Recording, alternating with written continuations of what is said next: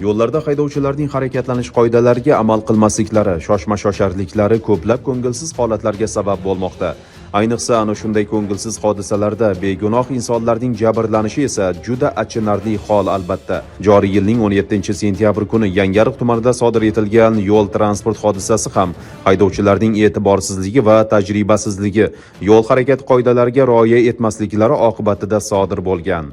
Joriy yilning 17-sentyabr kuni soat taxminan 9:00larda Yangiariq tumani Angarik mahalla fuqarolar yig'ini hududidan o'tgan 90 va 062 avtomobil yo'lining birinchi kilometrida haydovchi 1991-yilda tug'ilgan, boshqaruvda bo'lgan Nexia rusumli avtomashinani chap tomonga qayilmoqchi bo'lib turganida orqa tomondan harakatlanib kelayotgan 1992-yilda tug'ilgan haydovchi boshqaruvidagi Cobalt rusumli avtomashinasini boshqarib quvib o'tmoqchi bo'lib harakatlanib Nexia avtomashinasiga urilib boshqaruvni yo'qotishi natijasida yo'l chetida trotuarda turgan 2023-yilda tug'ilgan voyaga yetmagan piyodani urib yuborib yo'l transport hodisasi sodir qilgan.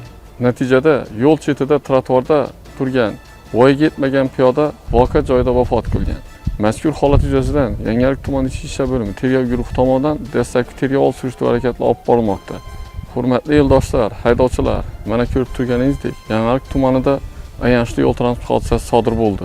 Viloyatimiz hududida sodir bo'layotgan yo'l transport hodisalarining asosiy sabablari haydovchilar tomonidan tezlikni me'yoridan oshirishlari, oraliq masofani saqlamaslik va qarama-qarshi yo'nalishga chiqib harakatlanishlar oqibatida sodir bo'lmoqda.